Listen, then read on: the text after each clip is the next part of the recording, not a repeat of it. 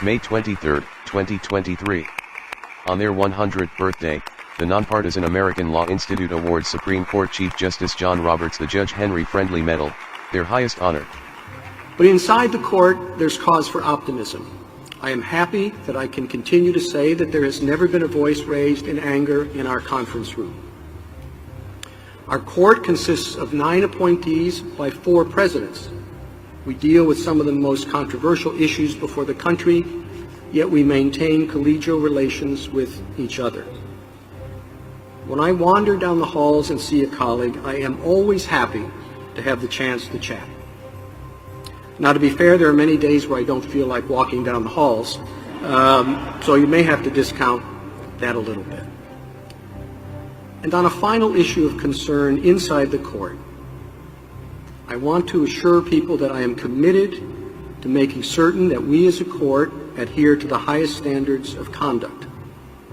We are continuing to look at things we can do to give practical effect to that commitment.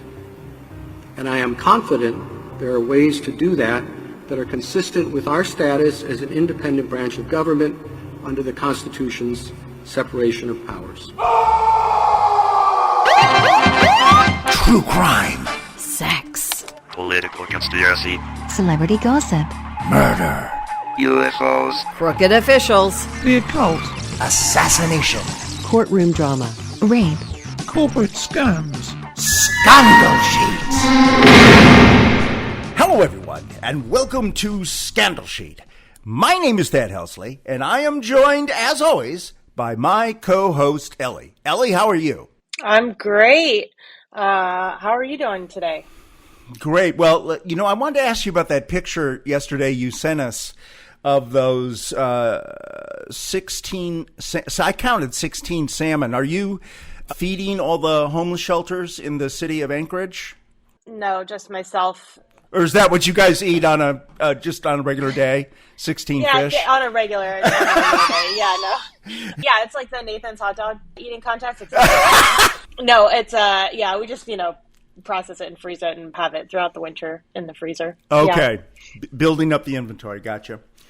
Yep. And we are pleased to welcome back New York City's multi-year super lawyer, David Grover, from the firm of Grover and Fenster Stock. Welcome back to the pod, David. Hey, Thad. Hey, Ellie. So happy to be here. So happy to see you, too. Always enjoy being on this pod. Best pod out there. Thank you so much. And, of course, we are also joined by our brilliant AI engine, Bernice. Thank you. It's a good thing artificial intelligence is becoming more prominent, as organic intelligence among humans is clearly receding rapidly. Ouch, babe. Okay, so David and Ellie, last year we did a couple of episodes about the Supreme Court, and David was nice enough to join us for both of those. And the climax of last year's term was something called the Dobbs versus Jackson Women's Health decision, which struck down the 50-year-plus Roe versus Wade ruling from back in the early 70s. The result was through the question of abortion's legality back to the individual states. Now, a lot of Americans thought that was pretty big-time stuff, and it was rather controversial. But this year's Supreme Court term just might have topped that landmark year. Because while most people describe last term as a victory for states' rights, this year's term seems to suggest that there actually aren't any states' rights, or White House rights, or congressional rights. What do you think about that, David? Well, I think that the majority in these cases would probably disagree with that assessment. Okay. They would argue that every case is different, and their logic is with case law and history and precedent and the way they interpret some of these statutes. So it's definitely a mixed bag, but I certainly understand why you'd say that. And there's some of that. They did take away, certainly, executive power. I think that was certainly true in a lot of these cases.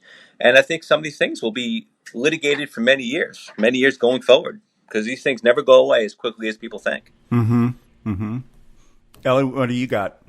Yeah, I mean, I was going to say, the big thing about their decisions last summer that I was a little confused about was how the Supreme Court, it seemed like once they would make a decisions, they go down in the history books as this is the precedent, and then that is how we're going to have these rulings for the rest of time, right? And they kind of shape our culture and how things are done in the United States. But then they went back and they walked back their Roe v. Wade decision.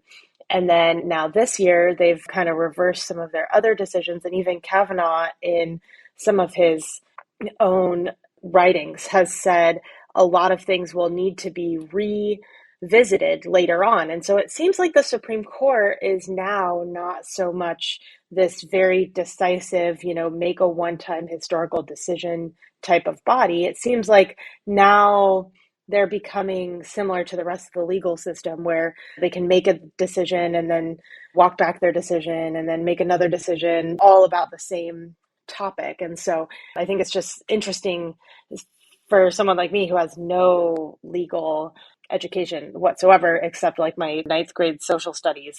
It kind of throws the whole concept of the Supreme Court on its head. Am I right about that? Like, this is still weird, right?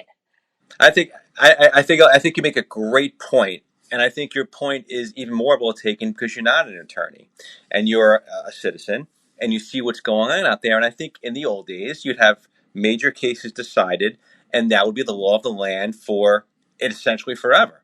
And now it's the law of the land until a new court takes over, until new justices come in and change things up. So yes, great point, and I think there's a concern. Does this destroy or inhibit the legitimacy of the court, right? So now when citizens like yourself see these things happen, you say to yourself, well, wait a minute, is this the law or is this politics? And I think that's the concern people have. I think that's the concern Chief Justice Roberts has, frankly. So I think that is an issue, that is a problem, that's something that we'll see how it plays out over time, but that it's definitely a concern of people who follow the Supreme Court. So here's what I thought we would do. I pulled out 4 decisions, which I think most of the people out there, I mean, I know there are other podcasts that cover the Supreme Court, but I'm going to gamble that most of our listeners are not among them. So among the listeners of, Strict Scrutiny or, Citizen's Guide to the Supreme Court or whatever. But hopefully this will be new information for them. But they probably have heard of some of this because even on, CNN and things like that, these things have been touched upon. But so I was going to go ahead and pull out 4 cases. Bernice will give us the briefest of summaries of what the case is about, and then we'll lean on you, David, to unravel this for us, if that's okay. Sure. Great. Okay. So the very first case is called 303 Creative, LLC versus Alinus. And Bernice, why don't you tell us what that is? Lori Smith, a website designer and devout Christian, wants to expand her business to include wedding websites, but only for opposite-sex couples. Smith is challenging a Colorado law that prohibits most businesses from discriminating against LGBTQ customers. She argues that requiring her to create websites for same-sex weddings would violate her right to freedom of speech. David, I was going to ask you about that because there was no actual case. It was entirely hypothetical. No one actually approached her to make a website for a gay couple. Mm-hmm. Yeah, that's why it's bizarre. Yeah. So how do you do that? How do you take a case all the way to the Supreme Court without actually? I thought it had to be an actual case that had gone through. I went to the state courts and the district courts and the appellate courts and the blah blah blah blah blah. And there's no actual case here. And she only mentions one person. And when everybody in the media called him up, he said, "Actually, no, I'm straight. I'm married to a girl, and I don't know why. I never called her. Why did she use my name? I don't know why." So. So basically, to bring a case really anywhere, you need something that's called standing. Right. Okay. So you have to be the one that's injured, affected by it. Meaning, Thad, God forbid you were hit by a car today. I couldn't sue the car. You could sue the car. Why? I'm not injured. I wasn't a party to that. So you need standing. And here, yes, it was kind of strange, kind of fascinating that she didn't, by most standards, did not have standing. Nobody really asked her to do a website for a gay marriage. So she brought something else up, and there, in law, there's exceptions to everything. There's always a way around things. So her argument was basically she was preemptively doing it to avoid fines, to avoid violating this law. So she came in. Honestly, the court, if they wanted to, could have easily said, hey, no standing here. I'm sorry. You can't bring this case. They wouldn't have even taken the, you've told me this before. They get thousands of applications every year for cases, right? And they only take, 80, 75? Yeah. But they took this one, but they wanted to do this. This was part of the plan, right? Yeah, they do. They wanted it. And there is some precedent. There are some cases in the past where people have brought cases preemptively. Okay, there's a law, you can't do something. So instead of violating the law, they brought it before that to get a decision made. So it's unusual. Most courts would have probably said no standing. But in this case, the court said, something, the hell with standing. There's enough standing because you would have been violating the law, so we'll take it anyway. So these things are, I would say, was a very interesting decision by the court to take this, but they wanted it, and they basically said, to the hell with standing, we're going to take the case anyway. And there was a similar case. I didn't write it down here. I know I can look it up. There was a similar case a number of years back about people who made wedding cakes, and they didn't. Again, this is about weddings. And they didn't want to make a wedding cake for a gay couple, and that also passed. Correct? Yeah. Well, different judges, different justices. And also a different set of facts, a different legal argument. Okay. So the legal argument here, we all get the obvious part. Discriminate. There's a statute in Colorado. You can't discriminate due to homosexuality or gay rights. You can't sexual orientation. Okay, you can't discriminate. So, but in this case, the web designer said, yeah, but they are violating my right to free speech. So by making this website, was it free speech or freedom of religion? Was she objecting to the fact that she was I think it was free speech. It was free speech. Okay, it's free speech. I think she argued for freedom of religion, but that wasn't the crux of the case. It was free speech. So she's basically saying, I'm being forced to say certain things. I'm being forced. The government can't force me to say things that I don't want to say. So that was her argument against the whole concept of the discrimination part. So it was creative. I guess no pun intended. That was the name of her website. But yeah. No pun intended. And she came out and said, this is not something I believe in due to religious reasons. And I didn't want to have to do it. Now, there are many arguments against what she said. One was, of course, the standing issue, which you brought up. The other issue is, well, if she puts out this website for this gay marriage, it's them speaking. Okay? It's not her speaking. She's not speaking on their behalf. Okay? I have a website for my law firm, for example. Sure you do. Okay? When you look at that, what do you think? Well, you look at the contents and you say, well, this is what this law firm is saying. You don't say, well, no, but I have a web designer. That web designer doesn't take any responsibility for what's on that site. And nobody would say, yeah, but, the web designer is advocating for lawyers in New York. Well, they're really not. They put the website together. So she was able to make an argument that, no, it is free speech, and they're forcing me to do something against my will. And I think that's really that was the argument that swayed the majority in that case. So, and, I could say, well, I really hate lawyers, so I could just refuse to do your website because I'm like Shakespeare first. Let's kill all the lawyers. No. Well, remember, protected class. Right. So lawyers, unfortunately, us attorneys, were not a protected class. Uh-huh. So, little different. You could do, you could say. That seems like something you could change as an attorney. Yeah, I'd like to change that. Did either of you listen to the actual oral arguments for that particular case? Parts, yeah. Parts of it. Okay. There was a part, these guys actually, they have, more often than not, they sort of have a good time. They do a lot of jokes. So Alito, when it's his turn to question the guy, actually the guy who he would basically later rule in his favor, he's like, okay, let me give you some hypotheticals.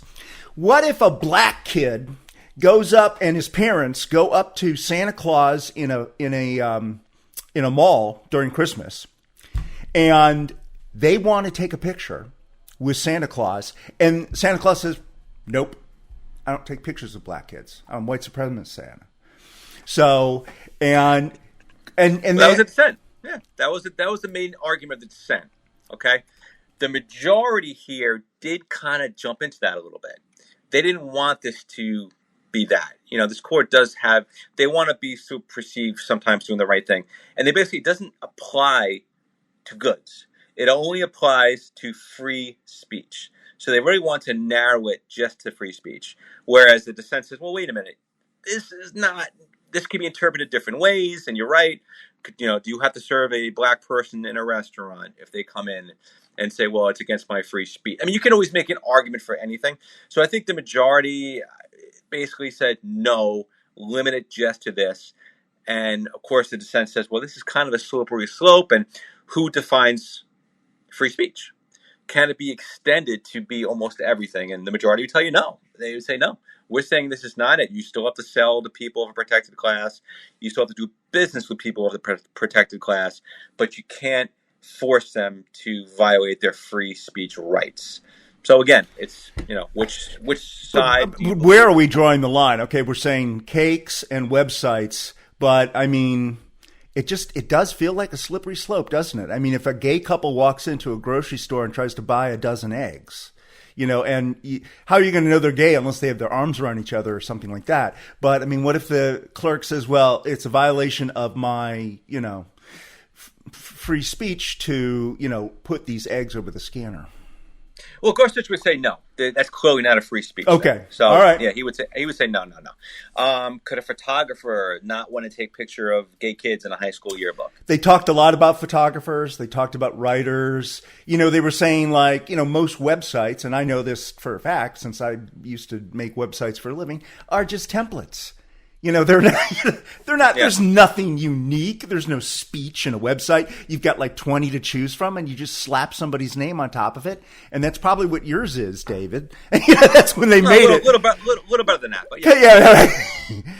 Right. You can customize it a little bit or whatever, but I mean, most people do it themselves. They just go to, there's so many tools, and they just pick the template and push the button, and it's done. But so how is that free speech? I don't know.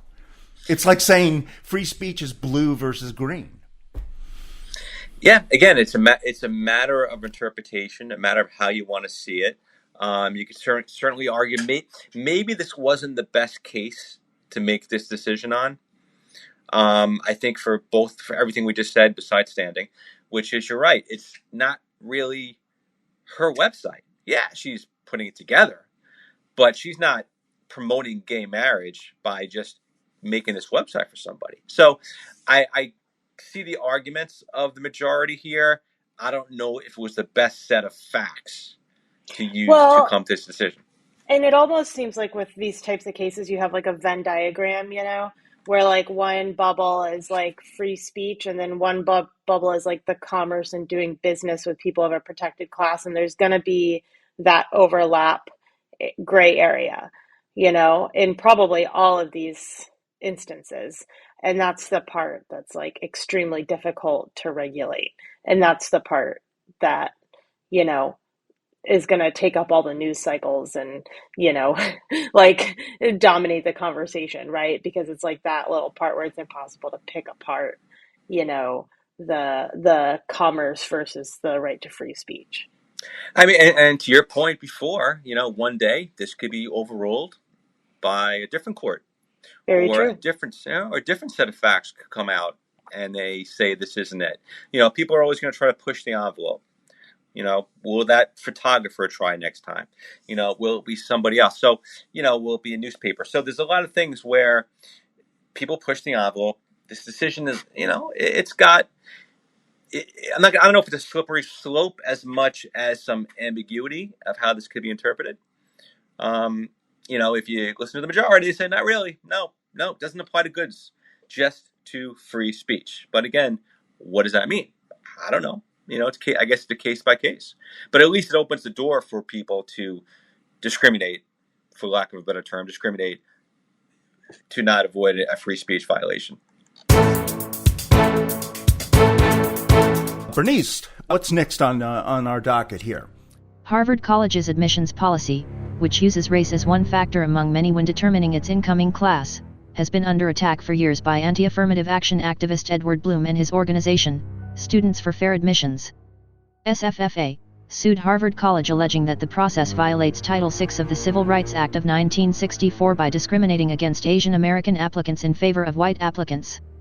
Harvard admits that it uses race as one of many factors in its admissions process but argues that its process adheres to the requirements for race-based admissions outlined in the Supreme Court's decision in Grutter v. Ballinger, 2003. A very similar case against the University of North Carolina, a public school, was considered in tandem. So, David, I mean, this case sort of seemed odd to me. It's an affirmative action in student admissions. And when I first heard about it, I thought, oh, okay, well, this is a bunch of white people complaining about too many black people getting in. Turns out it's Asian students complaining about white people. And I would also just like to point out the irony that, like, isn't it every single justice went to Yale? Yale or Princeton or Harvard. So, like, I mean, shouldn't they all recuse themselves? Like, I mean, come on. This is not exactly the type of, case that, like, this very exclusive group of, like, very, preppy, best school lawyer or judges should be, like, hearing, in my own opinion. The newest justice, what is her name? Jackson. She had been on the board of Harvard. She participated. She didn't vote, though. That one. She had went, in terms of ethics, I guess we'll get to later. Yeah. On that one, yeah. Yeah, but like, I think Kagan had actually been the dean of Harvard Law School, and she didn't recuse herself. That was years ago, so she, but whatever. Still, I mean, just like Ellie is saying, it's like, sorry. And yeah, sorry for the tangent, but back no, to it's the not a original tangent. Conversation. Yeah. It's like, okay, yeah, they all went to the same school, anyway. So yeah, David, what's your opinion on that? As opposed to the prior case we discussed, I actually think this was a perfect case for the Supreme Court to use in terms of the fact pattern. Okay, as I understand it, this was financed by a conservative person, not an attorney, a conservative white person. Right. So well, but the members, 20,000 members, are all Asian young people and their families. So what they did, which I thought was very, very smart, to not look like this was an anti-black thing, they basically said, "Wait a minute, equal protection by this affirmative action, you are discriminating against Asians." Kind of a really smart way to do this, right? A smart argument. It's a 14th Amendment thing, isn't it? Yeah. They use the same thing as board versus education they use for this. Yeah. It may not have gone down as well if maybe it was white people saying reverse discrimination, right? But this, much smarter because there were Asians who were, in effect, discriminated against. So the court basically said no discrimination, okay? No discrimination against Asians, no discrimination against blacks. We want a colorblind society, and this is not acceptable. However, the court did throw a bone to an affirmative action by saying the color of your skin, being black, can be considered. It can be a factor. It can't be a factor. No one can say, you're black, you get in. But if race was an issue, if race something you had to overcome as part of your life growing up, a college can actually use that as a factor. But they can't simply say, okay, we're taking you because you're black, we're not taking you because you're Asian, we cannot because you're white. So, and of course the dissent had a different opinion, went over the history of discrimination in our country, and this is one way we're able to kind of remedy it. With the Civil Rights Act and things like that. And of course, a lot of people also brought up the fact of legacy admissions. That's like a big thing right now. Is that kind of a white affirmative action, legacy admissions? If you're familiar with that, of course, that's where some of these big, very prominent schools admit children and grandchildren of their alumni. So if you're, and back then, of course, who went to a lot of these schools? Well, rich white people. So if you're a rich white person, you might have a way to get in. So the argument also is, well, maybe affirmative action helps kind of contradict or help rectify that discrepancy, which you're allowed to do. Legacy admissions are legal. They're correct. They're constitutional. So, well, it's part of the business model too, right? I mean, you depend on the donations of people, after they get out of school. I mean, my school is always hitting me up for money, the college I went to. And, and my daughters, I paid for her education and they're still hitting me up for money. I get that. Graduated for years. Yeah. Brother. Yeah. Well, and think about it. Yeah. It's like, that's a benefit of you donating to that university, is like the opportunity for your kids to probably be able to get into that university, So yeah, benefit. And like you said, to your point, the argument is when they don't admit legacies, their donations go down. Their endowment goes down. Right. So I think that is part of their argument. And again, there's nothing illegal about it. You're allowed to do it. So, the majority here was really, hey, things are better now. You don't want to discriminate against Asians. That's wrong. And affirmative action in general, well, colorblind society, and Clarence Thomas jumped in, of course. He was one of the dissent as well. And he said, I'd like to think things are different now since when he went to school. And yeah, I mean, I think it was a perfect case because of the Asian component, but, of course, very, very controversial around the country. Well, let me ask you this. So, I mean, technically, affirmative action, I mean, this was like the last piece of actual affirmative action. The actual name affirmative action was outlawed like during the Clinton administration, right? I mean, it was officially, you've got to be not race conscious, I guess is the way they put it. However, the way it's been done, so I do a lot of nonprofit work for civil rights organizations, nonprofit organizations, and they're always advocating for DEIA, diversity, equity, inclusion, and access for people with disabilities. So it's sort of a form of ethnicity, consciousness. Consciousness is about a lot of things: gender, ethnicity, social status, et cetera, et cetera, et cetera. And does this have long-term impact on these DEIA? And I worked at a Fortune 500 company for 17 years, and we were having lectures about DEIA twice a year. We'd have to go sit there for half a day and listen to a consultant tell us about our policies. Does this have an impact? Yeah, absolutely. It takes away schools by this decision will be much less diverse, right? Yes, I mean, I think the majority would argue yes. Well, I guess you'll have more Asians there. I guess that's a minority, right? So, you'll have an Asian, maybe a larger Asian population, but you will have less maybe Black, maybe Hispanic, and maybe that's not good for society. Maybe that's not good for the school, and but they are also saying, hey, schools, find a way around this. Don't use race as the ultimate decider. Use other things, but like I said, they throw them a bone. Race can be a factor, just can't be the factor. And I think that's the hope. And this was also one of those where Kavanaugh basically said, like this is something that probably will be revisited again in the future based on the changing demographic makeup of the U.S. population. So, this is one of those things that'll probably be reopened and redecided in the future anyway, Well, yeah, you can almost foresee certain things happening, right? So when they say in their opinion, you could use race as a factor, well, how big of a factor? Could it be the majority factor, a small factor? Can a school admit someone for being Black and maybe one other small thing? So, we're going to have to see how this is interpreted down the line.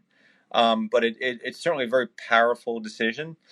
And I don't think it'll be overturned anytime soon, but it could be clarified sometime the next year or two in future terms of the court. One thing I just do want to throw out, so part of the evidence that came out in the briefs that were submitted was that the population of the United States that can be called Asian, Chinese, Japanese, et cetera, is about 6%. The population of the Harvard student body today, before this decision, was 20%. So I don't think they were being heavily discriminated against. Well, I think no one, I mean, the argument is that individuals were. So there were Asians who were not getting into that school with higher grades than maybe a black or Hispanic person. That is the argument. That is the argument. Yeah. And that's where and that's kind of how they got to that point. And of course, just have to say, racism is a big problem, and we can't ignore it. Colorblind is not a reality, and this will create future problems for our society. So that's their other argument. You know, no one wants to be in a car or a motorcycle accident or a slip and fall that causes physical or mental damage, and even construction accidents are on the rise today. But if you or a friend or family member are injured, you need a professional and understanding law firm that has experience in getting the most for their clients' injuries. And you can find all of that at the law firm of Grover and Fensterstock. They are a premier personal injury firm located in New York City, and their track record is excellent. They have years of experience working and winning for their clients. Now, they offer a free consultation, and they only get paid when you get paid. So how do you get in touch with them? Well, you call David Grover at 1-866-99-LAWYER and mention that you were referred by the Scandel Sheet podcast, one of your favorite podcasts, of course. So David Grover at Grover and Fensterstock, 1-866-99-LAWYER, 866-99-LAWYER. You'll be glad you called. So let's move on to Allen versus Milligan. Bernice, can you help us out with this one? After the 2020 census, Alabama created a redistricting plan for its 7 seats in the United States House of Representatives. Roughly 27% of the state's residents are black, but only one of the 7 districts in the plan is a majority black district. Registered voters and several organizations challenged the map, arguing that the state had illegally packed black voters into a single district while dividing other clusters of black voters across multiple districts. They argued the new map effectively violates Section 2 of the Voting Rights Act, which bans racial discrimination in voting policies.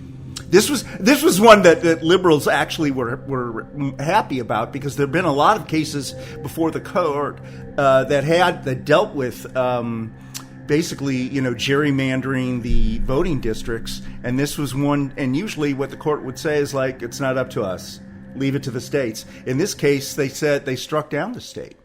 Yeah, under the one of the last enforceable provisions of the Voting Rights Act, and I think they also, as like the last case, probably took a good one factually, right?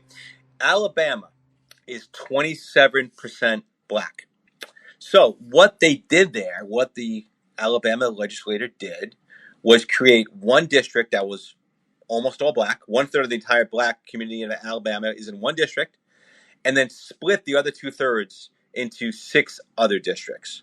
So by doing that, they pretty much guaranteed that one congressperson for that state would be a Democrat, potentially black, and the other 6 would be Republicans, presumably white.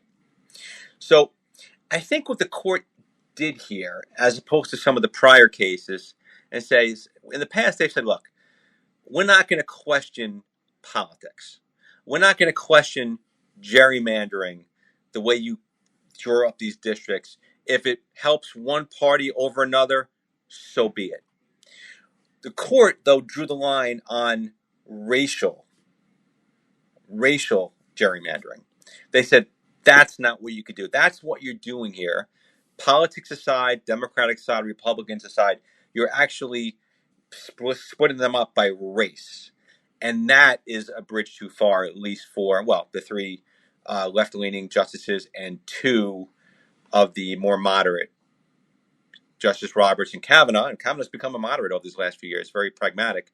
They said that's too far for them. We can't have a racial gerrymandering. And that's why, that's how they justified their decision. So in a weird way, it is sort of consistent with the previous thing about affirmative action, right? They're basically saying you can't use race. You can't. Well, that's a good point. Never thought about that. You can't use race when deciding. You're right. It's a great point. I never read that anywhere, Thad. Good job. But it's just funny because, everybody, the Democrats were like starting their hair on fire for the affirmative action thing. And then they were happy about this one. But it's sort of the same case in a way. Yeah. They're saying, okay, you got to be colorblind. Poof. Yeah. Got to be. Yeah. And, of course, but, so you remember you did have a pretty significant dissent here that says, no, the states could do in essence, whatever they want. Alito and Thomas. So, yeah. They said, no, we don't get involved. The states could draw up their own districts. We don't want to get involved in that stuff. But all it takes is, Justice Roberts, who does care about the court's history and reputation, and Kavanaugh, who is very, in my opinion, pragmatic and moderate. All it takes is two. And you win and you have your majority. Do you have a take on this one, Ellen? Honestly, I didn't really follow this one that much because I'm like very hard pressed to even follow Alaska voting things. And even though we say that Alaska is like the Alabama of the North, woo! I still didn't really follow it that much. Wait, I didn't know. Can I vote? Can women vote? Wow. Yeah, right. But no, that's actually just kidding. Yeah, no, now I just learned a lot from David about that. So, and you did bring up a great point that in a lot of ways it actually is the same case, as like the affirmative action where you can't use race, so you just kind of can't pick and choose, you can't cherry pick your very specific agendas. Yeah, this court is definitely a let's be colorblind, kumbaya in a way. Let's be a colorblind kind of country and not look at race. In any of these things, race should not be a consideration, and obviously the other side says, well, it's hard to ignore it. So that's really the conflict we're always going to have on these cases. So why don't we move on to the next one? Bernice, why don't you help us here? In 2020, then presidential candidate Joseph Biden promised to cancel up to $10,000 of federal student loan debt per borrower. After winning the election, the Biden administration announced its intent to forgive, via executive action, $10,000 in student loans for borrowers with an annual income of less than $125,000. Nebraska and 5 other states challenged the forgiveness program, arguing that it violated the Separation of Powers and the Administrative Procedure Act.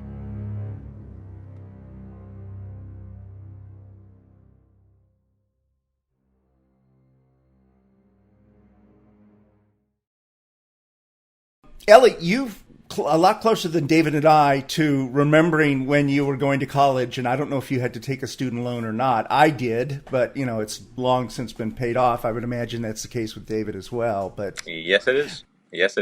But what about you? I mean, do you think this is fair?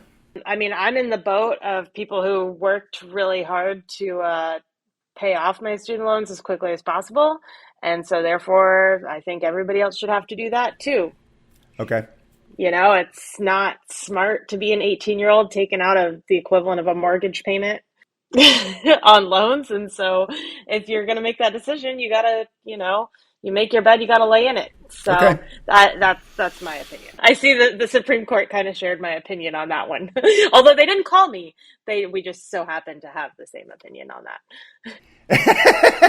Well, and so many other people during the oral arguments were talking about fairness, because it wasn't just the fact that, well, I paid my student loans, how come these guys don't have to? It was also like, well, what if I didn't go to college? What if I started a business and I got a small business loan? What if I got a mortgage to buy a house? What if I did? What about those loans? How are those loans different than this loan? Well, to play devil's advocate, yeah. We had the PPP a few years ago where businesses received loan forgiveness. You have certain during COVID, when during a national emergency. During COVID, right? You had mortgages that were put on hold. So people do benefit from different things. Just to throw it out there, I'm not going to give up. But we're not in the middle of a national emergency like that right now. I mean, you can't describe what we're in right now as anything close to when 1 million people were dying, right? No, but this is kind of how it's based. This is how this whole case was based on. Okay, so you're saying Give us your take. Let me let me jump into a couple things here. Well, first of all, let's go all the way back to standing. Okay, this was an issue in this case as well. Who had standing to bring this case? People, entities tried, it failed. So what's funny is a Nebraska. I guess was it Nebraska? It's Biden versus Nebraska is the case. No. But it was a Missouri state agency. Oh, really? Okay. Yeah, that brought this case because they were contracted by the government to collect on these loans. And their argument was for standing was, well, if we get rid of these loans, we're not going to make money. So kind of a funny roundabout way for standing. And like we said earlier, standing, I guess, is in the eye of the beholder, right? I mean, the court easily could have said there's no one here for standing. I mean, you're not really, are you an injured party if you're not making money on these loans? I guess. But they wanted to hear the case, so they went forward on it. So that's the first argument. And the other point here is so when a Congress makes laws and delegates, right, they always delegate to entities. For example, Congress levies taxes. When they levy taxes, well, the congressmen don't go home and knock on doors and collect money from their constituents, right? They have the IRS. When they make environmental laws, they have the EPA. So they have entities and they give them the right to do certain things. So they did this here, and they gave, in the HEROES Act, which was post 9/11, they gave the Education Department the right to modify or cancel student loans due to the emergency of 9/11. So it was in the statute. Now, this 9/11, 2001? Yeah. Oh, okay. That's a long time ago. Yeah. So this was the statute that the Biden administration was using to cancel student loans. In fact, President Trump used this exact statute to pause student loan payments during the pandemic. Now, Biden came out and went much further, was using this statute to get rid of these loans. Forgive them entirely. Or at least up to a certain amount of money. Up to $20,000, yeah. And up to a certain amount of income. But regardless, so he was using that statute. And that's where the court said, hey, no. So while the administration was maybe to the letter of the law correct, the statute does allow them to do that. The court is doing something or pushing something that they call the major question doctrine. And what that says, it's a relatively new term. They said, look, if it's a big thing, a major question, we're not going to necessarily allow the executive branch to use verbiage in a law that isn't specific to that instance. So when they're basically saying, look, yeah, the law does allow them to do that, but we don't think Congress really intended that back in September 2001, that they would, okay, COVID is an emergency, therefore we are going to forgive student loans. So I think to the letter of the law, the administration was allowed to do it, but the court is saying, no, yeah, the statute says it, but it's not really that clear. And for a major question, we want the Congress to be really clear before you do something big. So it's great that we talked about some of these cases, but at the very same time, while all of these landmark decisions are coming out, there's also this stuff that leaks out about, let's just say, questionable ethical improprieties by a number of the justices, and not all just the conservatives. Sotomayor also had an issue. So, Ellie, what do you think? I mean, are all the Supreme Court justices crooks? Wow. And they're just now being very wishy-washy on all of their decisions. It's no longer like one set decision for the history books and we're done. It's, maybe we'll revisit it in 3 years. We'll see. So yeah, I don't know. I think I'm not surprised by any of this, stuff that's coming out about, like Sotomayor or Alito or like, any of these fancy Alaska fishing trips that they're going on. No surprise. But David, one of the things that got me about this was that there's 870 federal judges, district court, appellate court, et cetera, and they're all subject to something called the Code of Conduct for United States Judges, which was last updated in 2019. Now, the only 9 people excluded from that Code of Conduct are the members of the Supreme Court. How come is that? Well, I mean, it's, I'm going to quote, was it Crater Face in Greece? The rules are, there ain't no rules. I think the Supreme Court could do whatever they want for the most part. Yeah, they're not subject to these rules. They have no boss. They have someone they report to. And yeah, look, these things are, most people say, somewhat problematic, right? There's 2 parts to it. Should a Supreme Court justice be taking gifts, money, trips from not only anybody, but especially someone who's got cases before the court? I mean, if I sued you, Thad, and then we went before a judge, and you found out I was taking that judge on extravagant vacations, you'd be a little concerned, wouldn't you? I would indeed. So, yeah, so the basic rule is not only impropriety, but the appearance of impropriety. And that's kind of went here, right? So, obviously, probably the most egregious would probably be Justice Thomas with Harlan taking these trips, having his house bought and his mom living rent-free.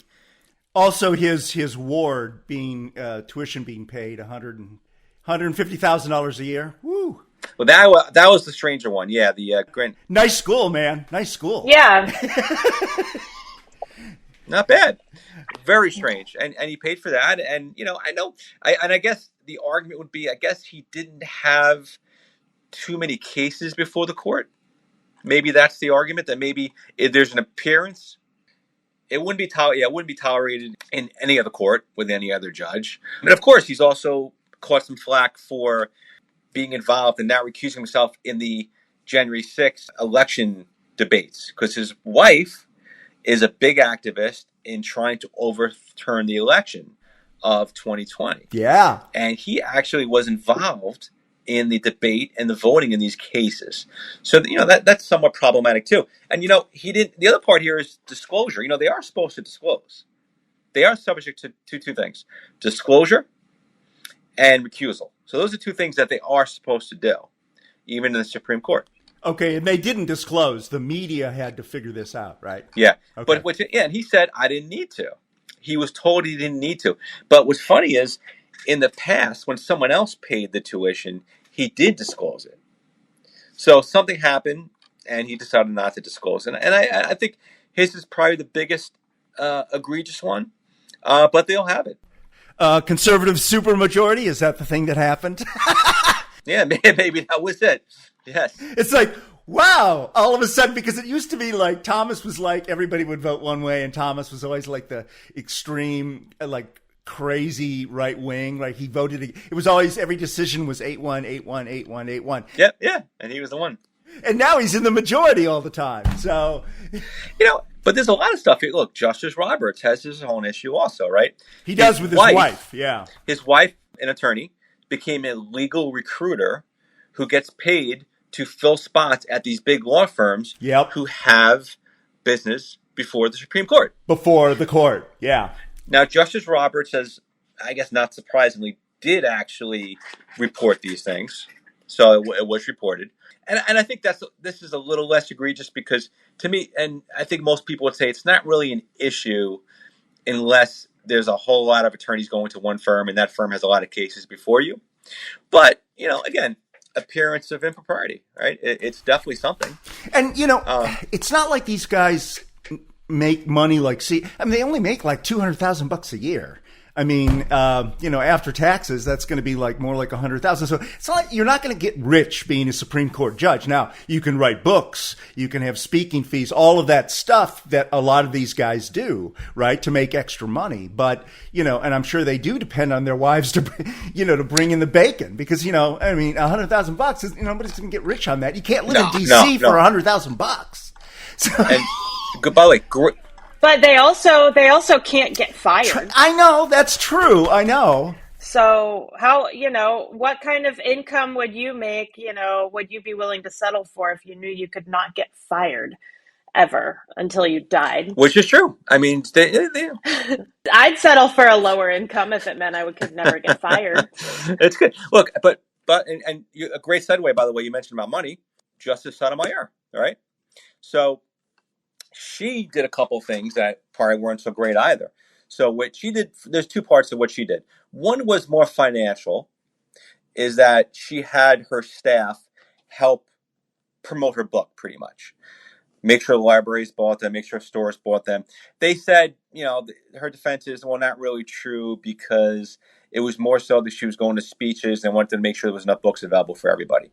But, it's something that... But, I mean, they went out of their way to twist some arms, right? Like, she would have an appointment to speak at Georgetown Law School, let's say. And then if they didn't buy enough books, then someone on her staff would call them up and twist their arm, right? I mean, and say, well, okay, you only bought 250 books. Look, you got to buy like 1,000. And you can't do that. You can't do it in any other branch of government. You can't. A congressman can't have his staff promote.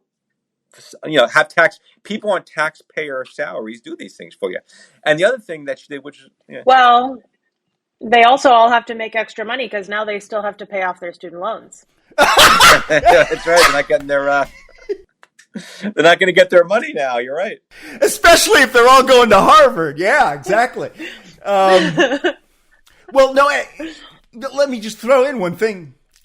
I was just going to say, so in my video making career, when I first got here to the Washington, D.C. area, I did a lot of work for the federal government. And a lot of these videos were about ethics for individual agencies. And so the agency, it would be the Army, it would be FDIC, it would be Department of Labor. All of these agencies pretty much had the same rules. And the rule was that you couldn't take more than $25 in gifts, period. There was no disclosure. There was no nothing. You just could not take anything. So, in other words, someone like me who worked for the government couldn't take someone from the government out to dinner because, I mean, where could you get a dinner for under $25? Now, maybe I could take them for a bagel and some coffee, but that's about it. That's the rule. That's still the rule. That's the rule right now. Yeah. And I just can't, that's why it's so hard to believe that somebody can give you, put you on a private jet, fly you to a yacht that's going around the Caspian Sea or wherever. I just, blows me away. Well, Justice Alito, that's the next one, right? Yeah. And he had I don't think he was kidding, but I think it was not a great defense. As you know, I think he was some billionaire, right? Paul Singer flew him somewhere on a private jet. And his response, I thought, was not the best. As by the way, none of them have great responses, but his was probably the worst response. He said, well, the flight would have been empty, the seat would have been empty anyway, so it didn't really cost him any money. Yeah, yes, in theory, but does that mean I could walk into any theater and say, hey, there's empty seats, I'm coming for free, it's not costing you money? Or actually, can I walk into any airline, say, hey, is the flight booked? No, I'm going to come for free. I dare you to do that. Yes, maybe I'll try tonight. But oh yeah, I mean, I think the free flight stuff, I mean, they're, people who work for the airlines only get those benefits because they work for the airlines, right? So, and that's like a contractual benefit that you get. And yeah, if there's a paying passenger ahead of you, then, you don't get to bump them off. So yeah, I mean, the logic is not like a one for one. It doesn't apply. But it would be nice if it did. Yes. No, so yeah, I thought it was it was a kind of a crazy, maybe it's a first thought that comes out. I think before the article came out condemning what he did or reporting on what he did, he wrote his own editorial defending what he did before it actually came out. And that was his main argument. Maybe not the best argument. If there were empty seats anyway, I mean, you could say that about anything, really. Hey, I'll give you a free hotel for a year in my hotel room. There'll be empty ones anyway, but I'll give it to you for free. Not really. Well, it's also just not the money aspect of it. I mean, maybe more relate to it of having a friend who has an empty seat in their car on a road trip and invites you on that. It's not so much the cost of it. It's that you're buying this person's company and loyalty and time and companionship and camaraderie, right? So That's what it's about, but that's what you can't necessarily put a price tag on. Yeah, look, and most people will tell you there probably should be a serious code of ethics that binds them. I know we're in a very polarizing society right now, and it's hard to get these things done. But most people, I think, on both sides of the political spectrum, do think there should be some, not just self-police. If you look at it right now, they act as their own judge and jury in all these issues. That just seems, it's like a judge being a judge over themselves in a murder case. All right, I shoot somebody, and then I'm the judge in my own murder case, and I go, okay, well, let them go free. Let me go free. My feeling is there will be something one day. I think Justice Roberts would probably support some kind of code of ethics if I'm hearing some certain things he said, because I think this just went too far. He refused to even show up. Congress invited him to come and testify about this, and he refused to show up. I still think he would be for a code of ethics. I think he didn't show up because he thought it was a violation of the independent judiciary. He said certain things over the years, and he's kind of... But Congress does have an oversight responsibility for the administration and the other branches. Isn't that written into the Constitution? There's not really. There's not much they could do. There's only really two things that they could ever do to the Supreme Court. Well, forget impeachment. That never happens. That's not going to happen. They have Congress has the power of the purse, right? They could defund the court to get what they want, right? Which hard to imagine happening. And in theory, the executive branch could prosecute for fines, for violating ethics, for doing different things. So that's something that, at least in theory, can be done. So those are really the only two things, if you count impeachment, the only three things they could do, never done, and probably never will be done. So, wrapping this thing up, guys, and I know I just want to sort of quickly weigh in. I mean, with all of this stuff, it just seems like with this new supermajority, they are just going in with a baseball bat in a china shop, and they're just waving it around and just breaking everything. So, I mean, what does this mean for us as a society? I mean, how far is this going to go? Well, it's going to go further and further to the right. However, what we're seeing in the last few years is Roberts and Kavanaugh are not break the whole China shop type of justices. They're pragmatic so far, incremental. So I think that you're going to have some cases where it's going to shift very, very conservative. And then you're going to have enough cases where Kavanaugh and Roberts are going to make sure that it stays somewhat mainstream. They read the papers. They hear what people are saying. They care what people are saying, I believe. So those two are probably going to try to restrain to some extent. And then you're going to have the other ones that are no restraint. Let's just go crazy and do everything right now. Well, Ellie, I mean, what about you? I mean, you're young. You've got your whole life ahead of you. I don't even know if I'm going to be here at the end of the week. But, I mean, you're looking forward decades and decades. I mean, what are they going to do? I mean, don't you, like, what the hell are they going to do to me now? You know? I don't know. I mean, I feel like at this point... Because you're a woman. I mean, you only got the right to vote like 100 years ago, and now what are they going to take away from you? I didn't even know I had that right. I mean, I just learned to read last week. Just learned to read. Now I'm learning to vote. But no, I think it's, at this point, like, I think, my generation, we've just accepted, at least this is just me speaking on behalf of my generation, that the Supreme Court is no longer like just this one binding force for justice. It's just going to become this like political machine that's going to shift every decade or two, just kind of flip-flop back and forth, and they'll overturn certain decisions and then they'll make new decisions and overturn those, and it'll just kind of be this whole flip-flop thing. Like, it's just, maybe don't write the history books in like pen anymore. It'll just all be pencil, and then you can go in and erase it or scratch it out or whatever. Well, that's a pretty cynical point of view, though, isn't it? That it's all just political nonsense, and everything is just going to blow back and forth depending on who happens to be in power at the moment.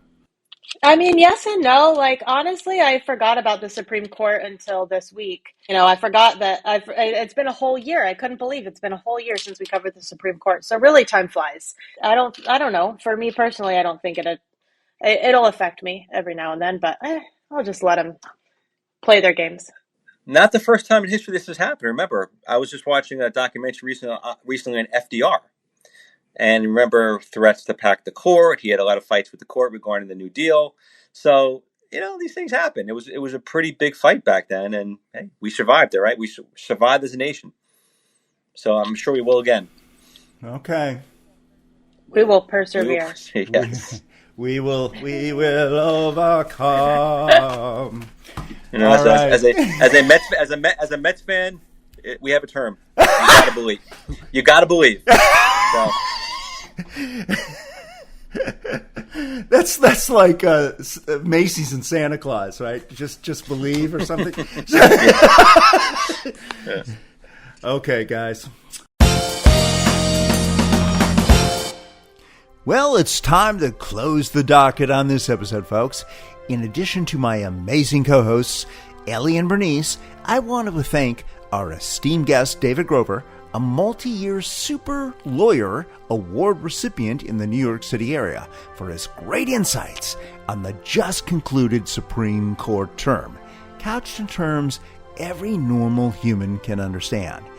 I believe he's now appeared 7 times in the 53 episodes of Scandel Sheet, so he deserves some kind of award. Check out his contact information in the liner notes of this episode. We hope you'll follow or subscribe to Scandel Sheet on your favorite pod platform and share it with all your friends. We'd also love it if you'd leave us a shameless, over-the-top rave review on Apple Podcasts especially. That helps us build audience. Also, we want to hear from you. You can reach us online at scandalsheetpod.com, Facebook, or Twitter, or just send us an email to contact@scandalsheetpod.com. We'll see you next time on Scandel Sheet. Copyright 2023. Thad Helsley Media LLC. All rights reserved.